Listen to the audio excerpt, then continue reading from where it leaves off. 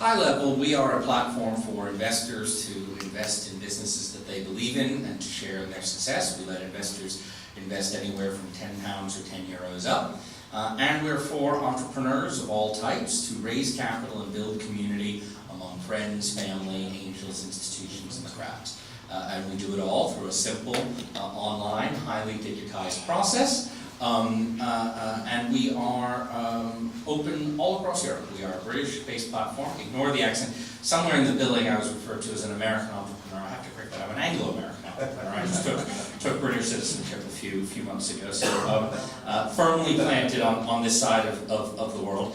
But we are based here. Our development team sits in Lisbon, and we work with investors and entrepreneurs all across Europe and soon to be the United States. Just as we're getting back to the slide, one of the things that I would cite myself. One of the things that I would sort of observe is the term crowdfunding sort of got foisted upon many of those of us in this business, not entirely willingly. It is a useful term at some level, but it's also a very broad term. The lady here asked what the difference was between mini bonds and crowdfunding platforms earlier, and it's a great question, and frankly, everyone is highly forgiven for not keeping track of the gazillion different types of crowdfunding out there, be it rewards, be it the different types of debt, be it equity.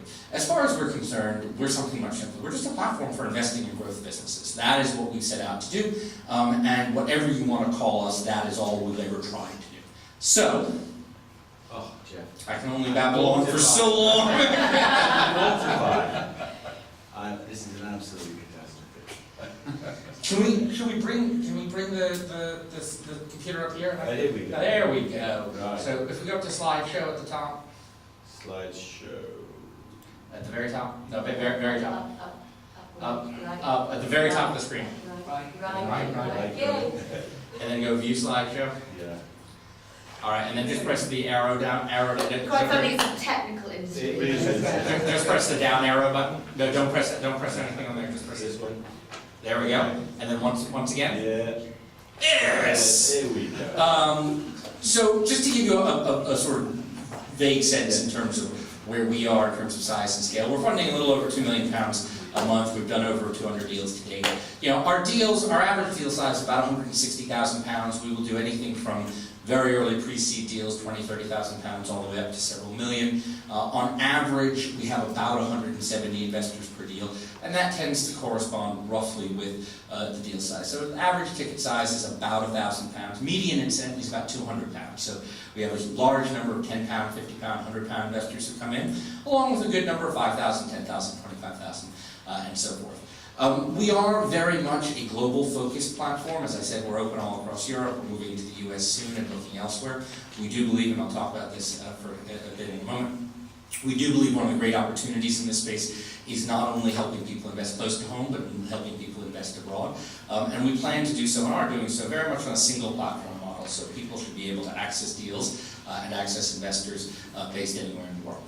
We've got a lovely list of firsts that I won't all run through with you, but other than to say we've been very proud to be at the vanguard of this space and to continue to be so.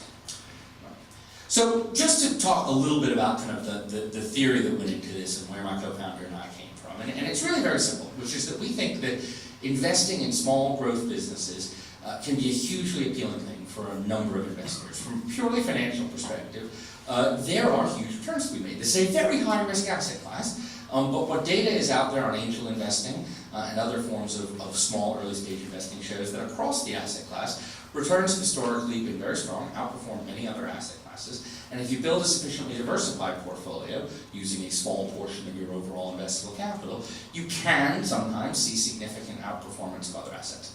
On top of that, it's a very non-correlated asset. And one of the things that people often miss about startups and early stage businesses is some do well in good economies, some do well in bad economies. They tend not, as an asset class, to follow the market in any one particular way. They tend not to follow the broader macroeconomy in any one particular way. So in addition to just being on balance a potentially positive yielding asset class, it can be a fantastic investment for people who want some level of insulation from broader economic trends.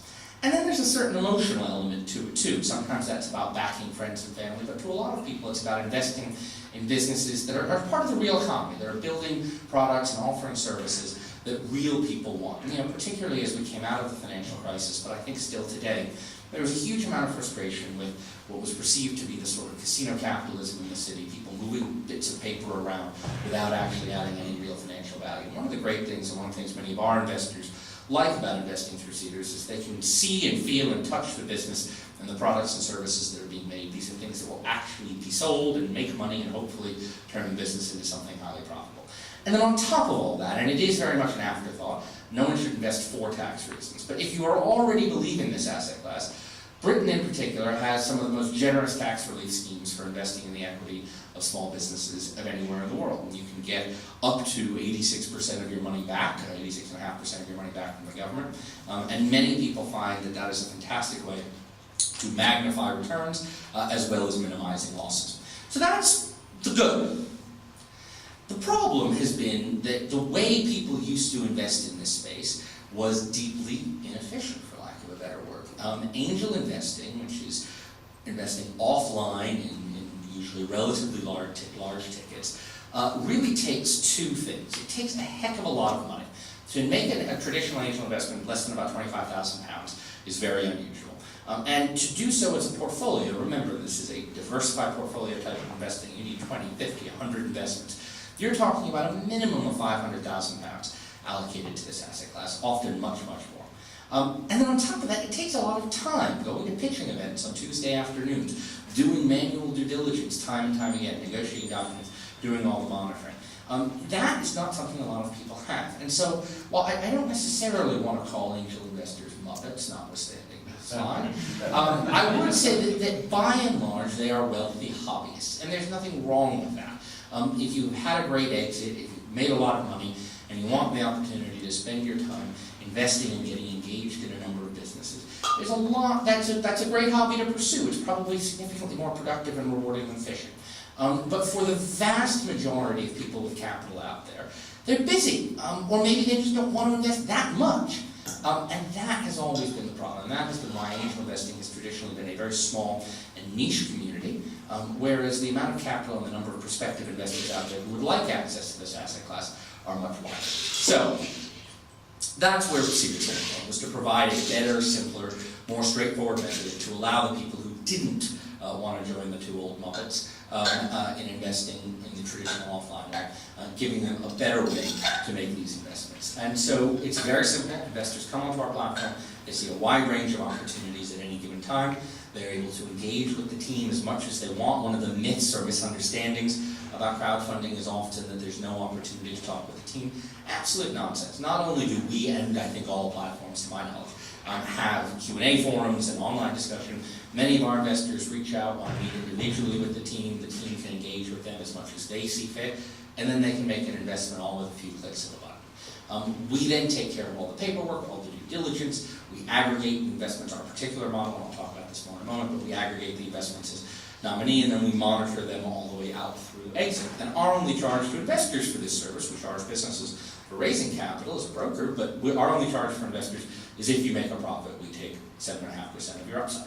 So, the final bit, and the final sort of value element here from an investor's perspective is, as I alluded to earlier, that this isn't just replacing your local angel investments. This is an opportunity to invest wherever you like. And we're big believers that national borders in this space are artificial. I mean, they exist and have for many years kept, or for historically kept most angel investing close to home. But there are great businesses everywhere, and there are great investors everywhere, and providing the ability for investors to cross borders, for an English investor to find a great Estonian business, for an Italian investor to find a great German business, whatever it may be, and back it, is another key part of what we do. And we think that from an investor's perspective, this offers a much broader range than whatever businesses just happen to be within a 50-mile radius of your house.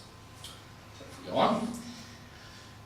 A word about the perspective from the entrepreneur side, because one of the questions, the platform like ours is only as good as the businesses on it, and if the businesses themselves aren't getting value from it, it won't be much worth to investors. And so one of the things that, frankly, we were broadly thinking of and aware of when we launched, but we have been overwhelmed by the power of this as we've seen it grow, is that the crowds, that 170 or sometimes 300, 400, 500 investors, bring a huge amount of value to the businesses they invest in. They become the beta testers, they become the evangelists, they're the people who can make connections, they're the people who can help these businesses grow in so many different ways. You know, there used to be this notion of smart money versus dumb money. I always thought it was a little bit snobby. Oh, I'm smart money, I know what I'm doing, you people over there are idiots.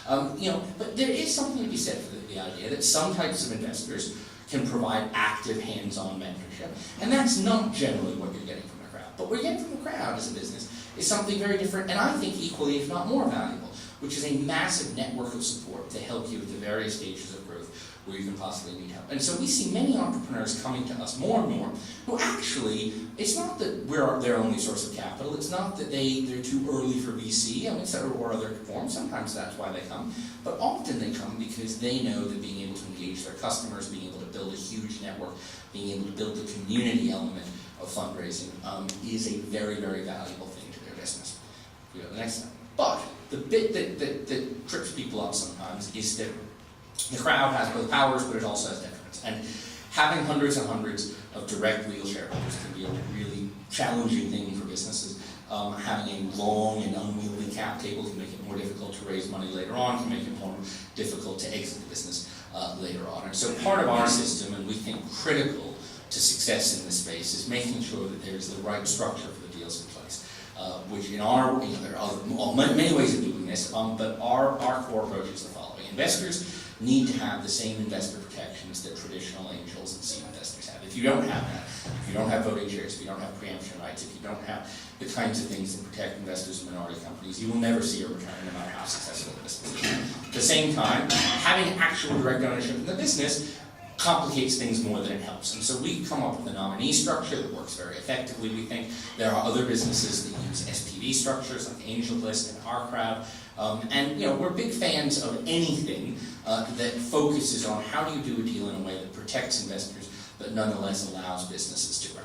So, just to round off with a couple of case studies to give you a sense of the kinds of businesses we've funded so far and the range of things we have. So one is Adludio. Adludio is a London-based ad tech company that is replacing captchas and static forms of advertising with advertising-enabled games. This is a sort of classic, brilliant story of the tech renaissance or growth in Britain and London today.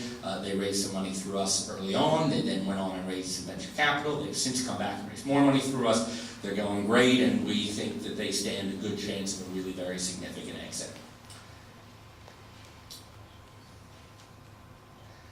Different end of the spectrum is Chapel Down. Now, Chapel Down, for those of you who don't know it, is England's leading winemaker.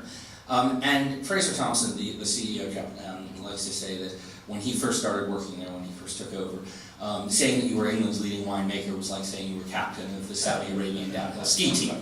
But the reality is that we're making very good wines nowadays, particularly sparkling and whites. Give the reds maybe another year or two. But, you know, and Chapel Down has really led the pack in terms of producing an iconic, well-regarded, well-respected brand. Now, they are a publicly traded company.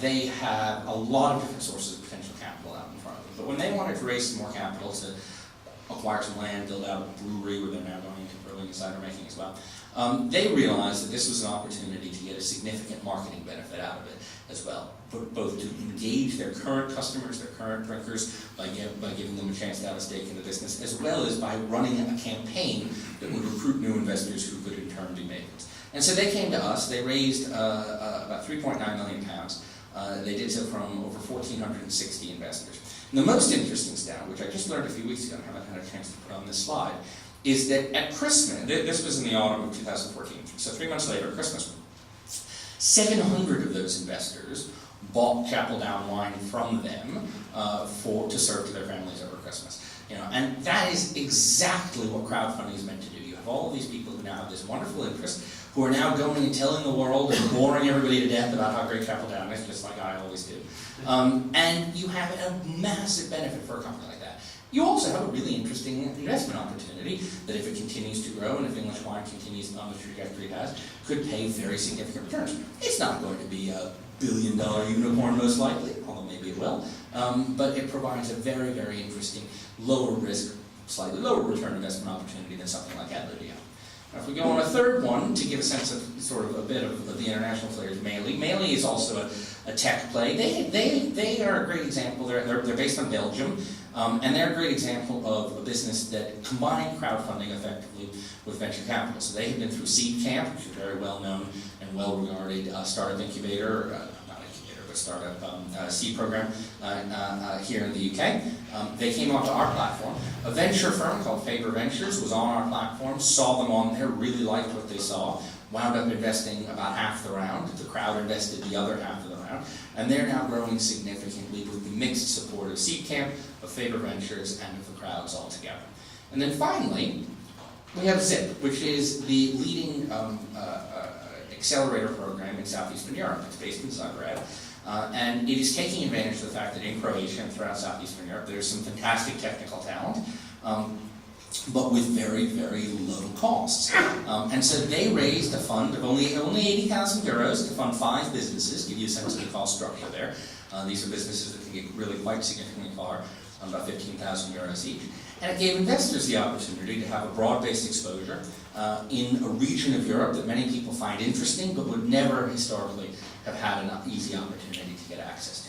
So if we just move on to the final slide, which just has some of my details, I'd be very happy certainly to answer any questions now, and if anybody would like to talk to me offline, I won't be able to stay very long after this talk, but please feel free to pick me. Thank you very much.